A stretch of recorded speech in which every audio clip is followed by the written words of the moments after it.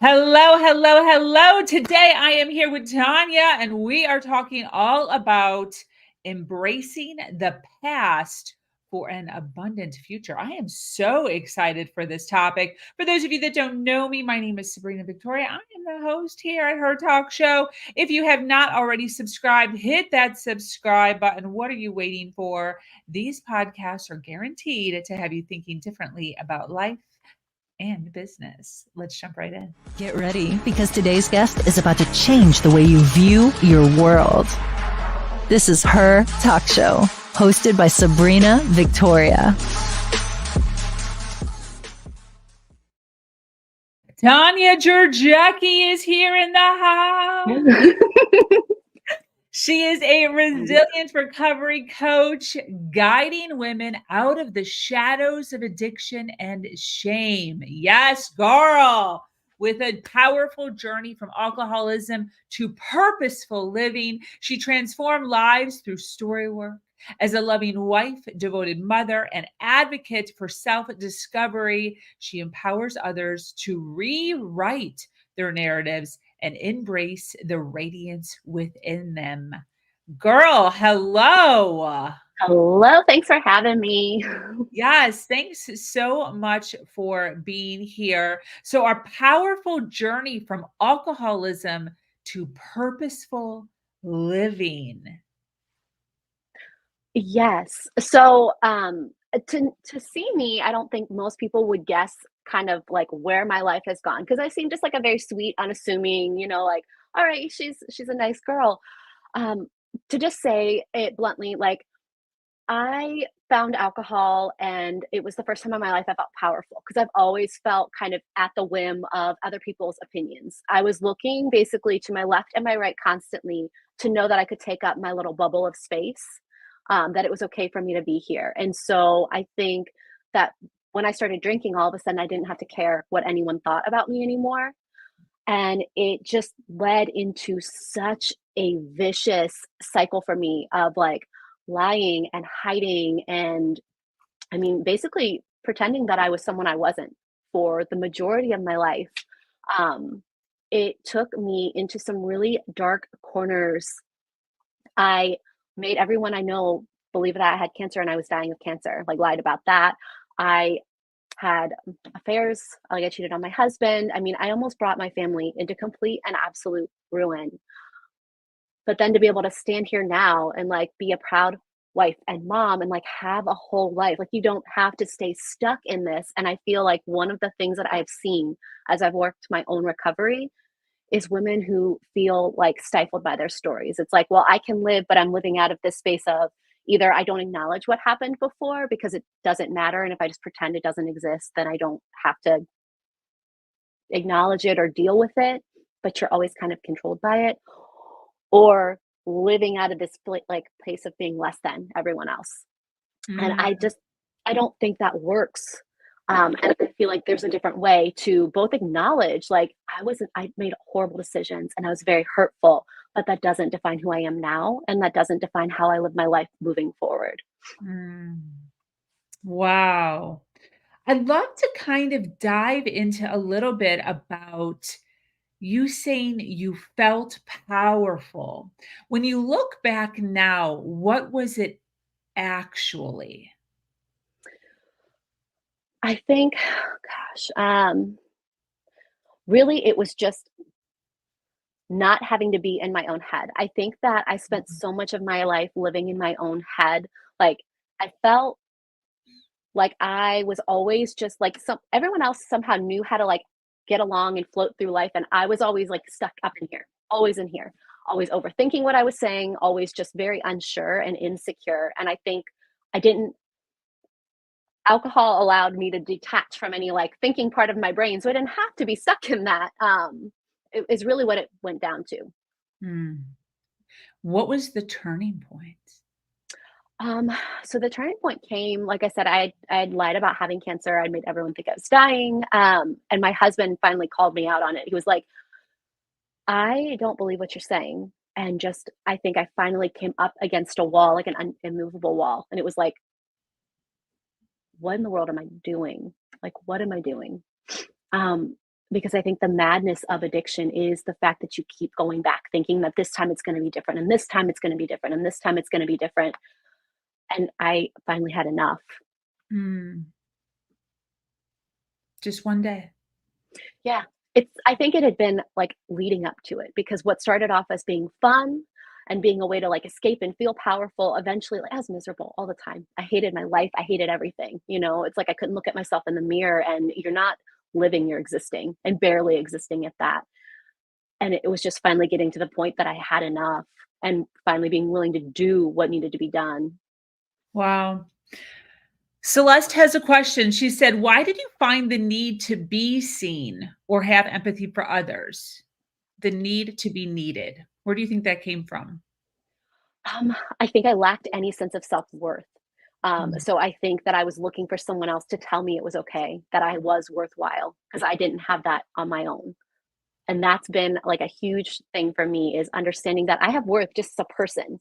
Whether or not you think I do, or she thinks I do, like I do, I do. And it wasn't until I could get that for myself and understand within myself that I have worth and value that I stopped looking around to everyone else to be like, please tell me I'm okay and it's okay that I'm here. Absolutely beautiful. As far as the pivot, the day where you just woke up and you're like, yeah, I'm not doing this anymore. I'd love for you to talk a little bit about the journey from that day or moment or week to where you are now. Because a lot of times I feel like there is this thought process of like, oh, once I give up this addiction, whatever it is, then my whole life is just going to be like so perfect. So I'd love for you to maybe just kind of give us a short synopsis of, you made the decision to live healthier, and then what? Like, how did you get to the mindset you're at now? Oh gosh. So it has been years, and it has been hard work and setbacks. Like, I think part of it was starting with, okay, I don't drink. And I don't know what that means anymore. I just know I don't drink, and having to start there. And I have been in AA and a Christian 12 support group. I have been in multiple forms of counseling. And it's basically just been a relentless pursuit of like, I don't do these things, and then slowly starting to add in, what does it mean that I do now? And how do I recognize when I'm veering off? Because guess what? It's like I might not be tempted to reach for a drink anymore, but I'm still tempted to like reach for people's approval, or like to start to reach for my phone, or like avoid and evade. And it was basically having to come in contention with myself, like really do an honest look at, who am I? How am I living? And how do I want to be living? Where's the gap? And how do I start to close the gap between this person who doesn't know how to tell truth at all and hides and runs, to someone who can actually like stand proud and hold my own? Mm. Yeah, trust me, because I was like, I'm gonna get through the 12 steps in like 6 months and it's fine. I'm gonna be the perfect little AA girl. And just no, no, no, no, no, no. It is so messy. And I think having grace for the process and just realizing that it will take the time that it takes, because how it like I went kicking and screaming basically the whole way. Like, I am very headstrong, I am very defiant, and I can be a bit of like a child in places where like I don't want to do what I don't want to do, and I wanted things to look a certain way. And I think it's been having to let go of any expectations and really just embrace the messiness of what recovery is. Mm. Mm. Celeste is wondering, who are you partnering with on a daily basis to keep you accountable? Or maybe who were you partnering with, whether you Yes. are now or not? But So I have actually two sponsors. I have a counselor, and then also my husband, I check in with him too. But yeah, I have a sponsor that I check in with. I have sponsees that keep me accountable. I have my own recovery groups. So I have to stay very well entrenched, even now, because again, it might not be alcohol anymore, but you start to realize how many different vices there are to try to avoid, evade, hide, not deal with reality. how do your accountability partners help you? Like, what does that actually look like on a daily basis? Maybe for those who are suffering right now, are scared, right? Like, or maybe somebody who has a child or a spouse. So who are just wondering, what does an accountability help with? So for me, it's just like, it's a chance for me to be honest about where I'm at. And it could just be like, I am re-going through my steps right now. And I had to be honest about the fact that, like, hey, I didn't work on my book. Like, I'm supposed to be working through, I've got a workbook I'm working through. I didn't do anything with it today. And that's me being accountable to my accountability partner, my sponsor. Or on the other hand, it might be like, you know what, I caught myself starting to try to like seek approval, but then I was able to identify it and stop. And it's just Mm. wherever I might be getting caught up in my own way, or celebrate the victory. So they're the people who are going to like celebrate with you, and also where you can be like, yeah, why am I doing this? You know? And in the beginning, it was me like, I'm crying at a Purina commercial. Why am I crying a dog food commercial? You know? Because your emotions are just kind of all over the place. Yes. Yes. When you talk about, I know in your coaching, you talk a lot about the past and how the past holds the answers to why we have the shame and the fear that's holding us back in the present. Can you maybe share, maybe even a personal experience, or maybe just an overall of what you're seeing with clients, and like, what does that actually mean? Your past holds the answers.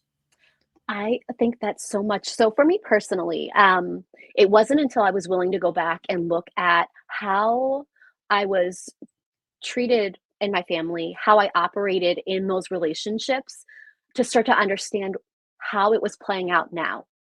I always felt so not seen. Like, both my parents came from abusive alcoholic homes, and they were not alcoholic themselves, but like, I don't think that my mom knew how to connect. And so, unless I was fighting with her, I felt like I wasn't seen. And Wow. then with my dad, he didn't know how to engage until we got older. And so basically, we're just kind of out of sight, out of mind. And looking at how I then would like try to act out in ways to get attention, because I was seeking some, just see me, someone tell me I'm worth being here. Um, and even now, like, even knowing that, like, now I know what to look for, but it took a long time to even realize that that was what was kind of like fueling me, so to speak. And I think, like, oftentimes we carry these things, whether it's like I'm insecure or, for me, it's also recognizing I know how to live in chaos very well, and I will start to create chaos because peace feels really boring and it's also scary.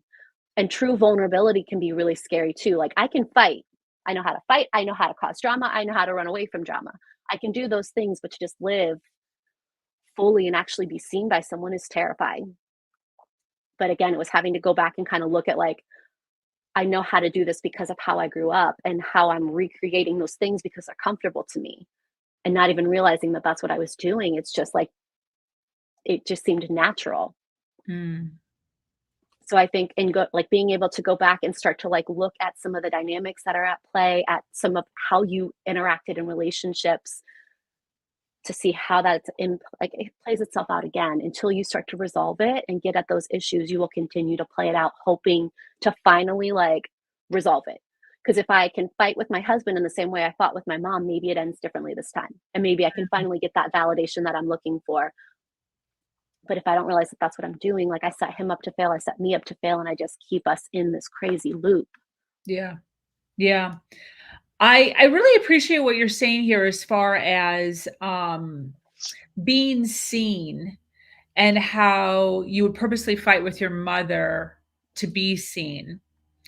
Um, how did that realization even come to you? Because I could see this happening with so many people. Like when you're saying, I live in chaos, used to live in chaos, therefore I create chaos. I feel like there's so many people listening live. By the way, thank you so much for being here live. We really appreciate you being here. If you're watching on the replay, hello to you too.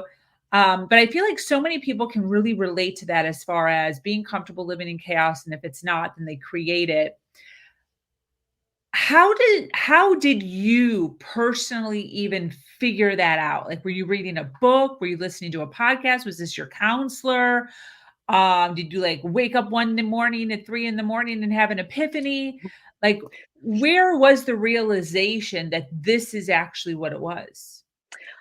So a lot of it was my counselor, who is actually sober herself. So she was really good at like starting to pinpoint questions and also like challenging me to start to learn how to be quiet. And what were my issues with just sitting and being quiet just for a minute, like a minute at a time. Let's try 10 seconds. Like, why can't I do this? What is going on here? And just kind of pushing me to continue to push in deeper. Like, what is my issue? Why can't I sit still? Why can't I be alone with myself? I can't drive in the car and quiet. Like, I just could not. I like literally couldn't. It made me feel like my skin was crawling. And it was just through continuing basically to push me on this, that it finally started to make sense of like, okay, this is where this has been coming from. Like, this is all I've known and all I've done my whole life. And silent meant that I wasn't seen, you know? Mm. And it was painful to get to that place. And it's painful to realize that I do that and to still catch myself doing that sometimes. But yeah, I mean, I have to credit my counselor with a lot of that work and just really pushing into it. What does that look like for somebody who's 100% relating to this? How does somebody go about working on sitting in silence or not trying to find chaos, but enjoying the simplicity of life? How did you physically begin to work on that yourself? So I would honestly, it would be like a second by second thing where it'd be like, okay, today I'm going to sit for like 3 seconds. I'm just going to sit. No Wow. noise, no nothing. Um, and it's really uncomfortable. And then just continuing to like increase. Okay, well, if I can do 3, maybe I can do 5 seconds. Maybe I can do 10 seconds. And like, it's embarrassing to say because it's like, who can't sit for 30 seconds on their own? And like, I couldn't, I did not know how to do it. And to just get comfortable being squirmy. And yeah, like, I think holding myself accountable too, and that's where my accountability partners came in because it'd be like, I made it 3 seconds and then like I had to stop and come back to it, and just really owning it. And I think like part of it is being honest about the whole process. And for me, finding those people where I could be honest to say, hey, I'm falling short here, or I'm doing really well. I did well today. I did, 10 seconds and I was great. And for me, it was a bumping up. Some people just go hardcore and go straight at it. That was not my story. Like, I did better going slow and like slowly turning up the dial. I love the fact that you started with seconds. I really do, because I think sometimes we forget that you can start with micro steps. It doesn't have to be baby steps. It can be micro steps. Can you read Dane's comment? Second youngest of 8. I feel as a kid I don't exist. This hits so close to home. Yes. 100. And Celeste, yes, family dynamics have a very profound impact on our mental health and being. Yeah. 100. As far as sitting for 3 seconds and then 10 seconds, is this a daily thing you're working on, a weekly thing, a monthly thing? Where are you at now with it? So it is a daily practice, and I will say that it ebbs and flows. Like I was at a point where I could sit and I could ride for hours in the car. Like for a bit was traveling maybe like an hour or 2, and I could sit the whole time quiet and just be content to do my thing. Wow. Then there are times I go back where I'm like, okay, more than like 10 minutes and I'm getting itchy and antsy. So I really think it just depends on the day and the week. But I mean, it's still something that I have to mindfully go back to because it's so easy. And I think understanding that we are creatures of comfort, so we will go back to what's comfortable, even when we don't want to. And we're like, hey, I know this doesn't work well. We know that path. That's a well-worn path on our brain. So we'll continue to go back to it. Yeah. Yeah, definitely. I'd love to talk a little bit about shame in the culture of women, because I think that it's different between men and women. I think that when you look at addiction, it's viewed differently between men and women. What are your thoughts and ideas coaching around the shame that shackles a lot of these women in recovery? So I will say that I feel like being a woman in recovery is a whole different beast. Because even like historically with AA, it was for men. Like women Yeah. were not a part of it. Yep. And there's still, I don't know. I almost feel like as women, we tend to be really judgmental to each other anyways, which hurts my heart so bad because it's like we tear each other down. And so as moms, that adds an even deeper level to it because I think, at least for the women that I've talked to, worked with, having to go, I wasn't a good mom in this space is like the one of the hardest things to come out of your mouth because that's one of the last things like if I'm continuing to defend like I was a good mom, I was a good mom, I was a good mom. It wasn't until I can go, yeah, you know what? When I was drinking, I couldn't be a good mom. It just wasn't possible. Um, it's it is hard and I think that we have pressure to feel like we can do it all and do it all well. Especially as women, because it's like you're supposed to be able to be a wife, a mom, like working and do all the things perfectly, never complain, you know, which is just so, I don't know anyone who does that, first and foremost, but then we hold ourselves to these impossible standards. And when we inevitably fall short, we just beat ourselves up for it. And I think it makes addiction an easy route because guess what? When I can't deal with the fact that I can't live up to these standards, that I'm perfect, well, drinking's an easy way to escape that, or TV, or food, or whatever your like drug of choice might be. Yeah. Yeah. How have you begun to overcome a lot of the shame or the guilt that goes along with this? A big part of it for me has been finding community, like finding other women who aren't afraid to say, like, yeah, me too. Mm. Um, Mm. and just having a space where we can be open, like, hey, guess what? I wanted to be a great mom today. And then I woke up and, 10 minutes in, I'm yelling at my kids because guess what? They're kids and they have their own choices too. And having other moms who can be there and like, yeah, I was trying to take my kids to school this morning and I'm screaming at them in the driveway and we can just laugh and like, okay, but we get to try again, like it's not the end of the world. We're not bad people. I just had a moment. And I think the more we can build that honest community where we can just own who we are, like the more we're just free to be who we are, which is all we're meant to be. Exactly. All we're meant to be for sure. As far as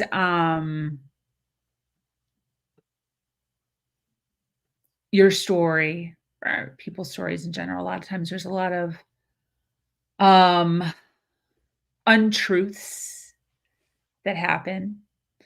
And I know a lot of that has gone over within the 12 steps. What does finally coming out and saying things like, yeah, I wasn't a good mom, how does that help us? Like, be, what can somebody look forward to once they have really stepped into their real truth? I think that is where you get to actually do healing. I think until you can come to that place of like brutal honesty with yourself, there's no real healing that can happen because guess what? I can't heal from what I won't own. Mm, And if I am choosing to defend things, no change happens. mm. And I think it changes you out of the role of being like a victim into actually being empowered to do things differently. Because there has to be a real, like, I can say I'm an alcoholic and that's great. And I can stop drinking and that's great. But if I don't own that, I also like lie and manipulate and seek approval, I'm still going to do those things. I'm just not drinking when I do them now. And I'm Mm, still beholden to those. They still like, I think, I think part of it too is once I get it out there, it's less shameful. Like, yeah, I might be met with people who are like, "You did what? You awful person," whatever, and that's fine. That's their choice, but I don't have to like let that hang over my head anymore. Because up until that point, like up until I finally was comfortable starting to say out loud the truth of who I was at that time, the more I was stuck. And like it was like a 1,000-pound weight that just hung around me that I was dragging with me. And you can finally start to let it go. And it's yeah, freedom. yeah. What is you've said a couple of times, seeking approval, and possibly to those that maybe aren't in addiction or maybe just don't even understand it. What is the harm in seeking approval, in being a people pleaser? So many people relate to being a people pleaser. What's the harm in that? Oh gosh. So you are always at the whim of other people's opinions. Is ultimately what it comes down to. And guess what? Like on any given day, I might like you, but then I might be really annoyed by you because I'm more preoccupied with myself and you are just constantly seeking it's a mark that you can never hit. Like because where I might say something and get a great reaction from you one time, I might say something else and you're like, "Ugh," you know? And now I'm reeling because who am I? If you aren't telling me I'm okay, then what am I doing? And I just feel like it's a really dangerous place because again, you start to put your worth in other people's hands. And as people, we know how we are. Like, I am not good being responsible for your worth. I can't even handle my own most days. Let's be real about that. So let alone someone else's. And so to like to put that in the hands of people is just a really dangerous thing. Absolutely. I think that's one thing in my world that I've really, really gotten good at that I'm super proud of with myself is my ability to be able to not take anyone's opinion to heart, whether good or bad. I Yeah. heard like a long time ago, so it was probably like 8 or 9 years ago, or somebody was explaining this concept of like, really, really appreciating nice, good things that are said to you. But when you take them on and it creates an identity for you, then you actually do the same exact thing when somebody says something not so good about you. So the only way for there to be like a real divide in other people's opinions of you and your actual known self-worth is to put a wall up almost for everybody's opinion, Mm. good and bad. And when I really like concentrated on that and was more aware of it, girl, night and day difference in the way that I hold myself, speak, and the power that I now have in myself because it's not dependent on anybody else's opinion. So there's no ups and downs. It's just I'm a powerful human being and that's just the truth. And it Mm. really doesn't matter if anyone agrees with that or disagrees with that. And it's such an interesting place to be. And just like what you were talking about, it takes time. Like what you were saying with the 3-second thing. It's like, it really is some of these mental mindsets that we need to start pivoting towards. It's pivoting 3 seconds at a time, which I just think is so powerful. And I appreciate you giving that to us. Because it seems almost impossible sometimes when you are going from a place of addiction, any sort of addiction, to who we're looking at now, right? The Tanya that we're looking at now. It's like there's no way I'll ever be able to get to that. But when you can break it down to something so minute, it seems more tangible. Yes. I mean, I think that's the whole thing is it's not overnight. Yeah. And I love that you address that because I think that's such a common like lie that we believe about anything is I'm just going to like wake up one day and suddenly, you know, be at the weight that I want to be at, be the mom I want to be the, whatever. And it's like, no, it's a step by step. And sometimes it's a step forward, 17 steps back, but you wake up the next day and you keep on doing it. And it's like, eventually over time, you will start to make those shifts. Yeah. Why do you think this topic is so important to talk about?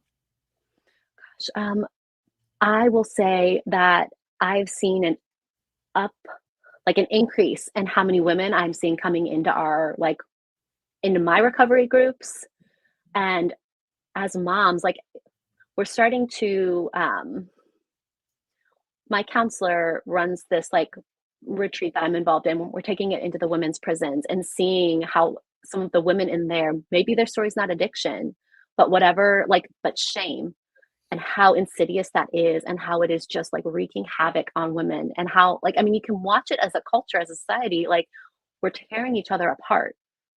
We're tearing each other apart. And it's like, how do we start to buck that trend and like remember that we are stronger together? Like, we were built to be in community. We're made for community. We cannot do that when we're living false lives, when we are living divided.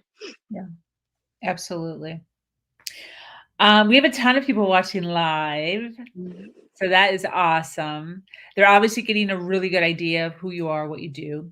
But if you could give us a breakdown of exactly what you do, who should be reaching out to you? Who do you help? So I love working with women. I mean, I have a soft spot in my heart for moms, just as a mom myself, but any woman who's struggling with addiction in any form, like primarily, obviously, my story is with alcoholism. I can help with codependency because that's my thing too. And I like to I work one on one, and then we'll also do group work with women because, again, I think community is imperative. And when we hear each other's stories, we know we're not alone.